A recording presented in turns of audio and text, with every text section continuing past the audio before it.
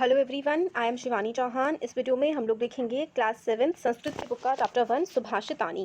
ठीक है, इसका हम लोग हिंदी में मीनिंग समझेंगे। तो जितने भी श्लोक हैं सबका हिंदी का मतलब समझेंगे। तो ये जो देखिए पहला जो श्लोक है, इस श्लोक का मतलब है कि सुभाषितों का महत्व बताया गया है। सुभाषितानी, सुभाषित का मतलब होता है मधुर वचन।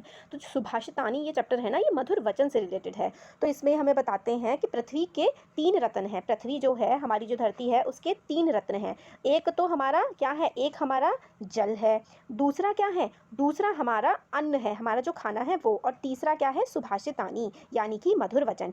मूर्ख व्यक्ति जो है वो हीरा, पन्ना आदि पत्थरों के टुकड़ों को रत्न समझते हैं। मतलब जो पृथ्वी है, हमारी धरती है, इसके केवल 3 रत्न हैं। और वो 3 रत्न कौन कौन से हैं? जल है एक, तो एक अन्न है, ठीक है, और एक है मधुर वचन। ठीक है, मगर जो बेवकूफ़ लोग हैं वो हीरे, पन्ने, इन सबको क्या समझते हैं? रत्न समझते हैं। तो पृथ्वियाँ, पृथ्वियाँ मतलब पृथ्वी पर, ठीक है। त्रीणी, त्रीणी मतलब 3 रत्न हैं, ठीक है। रत्नानी मतलब रत्न। एक होता है हमारा जो जल होता है, ठीक है, और एक हमारा सुभाषितानी है, और एक होता है हमारा खाना। मगर ये जो मूढ़ऊ है ना, मूढ़ऊ यानी कि जो मूर्ख लोग हैं, वो पाषाण खंडेशु, पाषाण खंडेशु का मतलब है पत्थर के टुकड़ों को रत्न समझते हैं, ठीक है, रत्न की संज्ञा दे देते हैं। तो ये इनका मतलब है। नेक्स्ट है, ये जो है अपना, इसका क्या मतलब है, ये जो है इसमें ये बताते हैं, जो हमारा दूसरा श्लोक है, इसमें हमें सत्य की महिमा बताई गई है। सत्य की महिमा यानी कि जो ट्रुथ होता है, उसकी इम्पोर्टेंस हमें इस श्लोक में बताई गई है। ये कहते हैं कि सत्येन धार्यते पृथ्वी। तो इसमें आगे कहते हैं कि पृथ्वी सत्य को ही, सत्येन धार्यते पृथ्वी मतलब पृथ्वी सत्य को धारण करती है।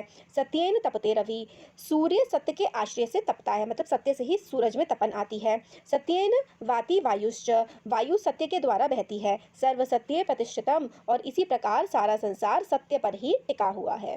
तो जो सत्येन मतलब सत्य, धार्यते मतलब धारण करती है हमारी पृथ्वी, सत्य के ही बल से तपता है हमारा रवि, रवि मतलब सूरज।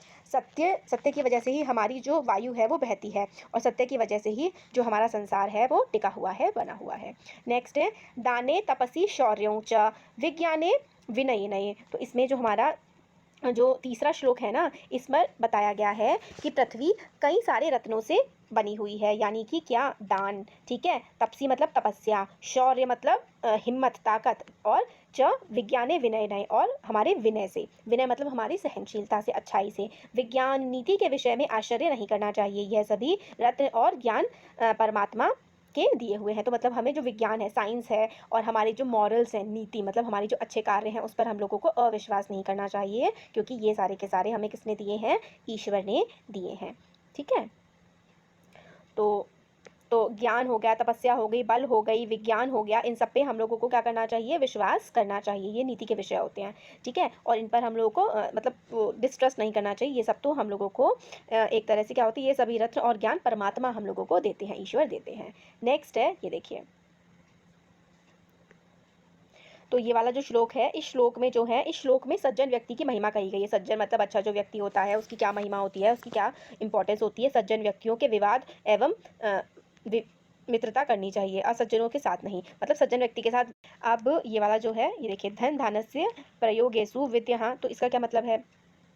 इसका हमारा मतलब इस श्लोक में ये कहा जाता है कि व्यक्ति को ज्ञान संग्रह के विषय में, आहार तथा व्यवहार के विषय में कभी भी संकोच नहीं करना चाहिए। तो इसका मतलब यह है कि हम लोगों को कभी भी ये नहीं सोचना चाहिए, ज्ञान मतलब हमें नॉलेज हमेशा इकट्ठी करती रहनी चाहिए, और अपना जो व्यवहार वगैरह सही रखना चाहिए, और इन सब में मतलब संकोच नहीं करना चाहिए, ठीक है। अब आगे जो नेक्स्ट है, इसमें हमें बताते हैं, ये वाला जो दोहा है, लास्ट वाला, इसमें हम लोगों को क्षमा के मतलब माफ़ कर देने के महत्व के बारे में बताया गया है कि पृथ्वी जो है, पृथ्वी में क्षमा वशीकरण है। जिस व्यक्ति के पास क्षमा रूपी हथियार है, उसका दुष्ट या कोई कुछ बिगाड़ नहीं सकता। मतलब जो इंसान दूसरे को क्षमा करने की हिम्मत अपने आप में रखता है, तो उसका संसार में कोई भी कुछ भी नहीं बिगाड़ सकता है। तो मतलब जो क्षमा है, वही हमारा सबसे बड़ा रत्न होती है, और वही हम लोगों को चीज़ों को सहन करने की और ज़िंदगी में आगे बढ़ने की शक्ति देती है। यही हम लोगों को इस चैप्टर में बताया गया है।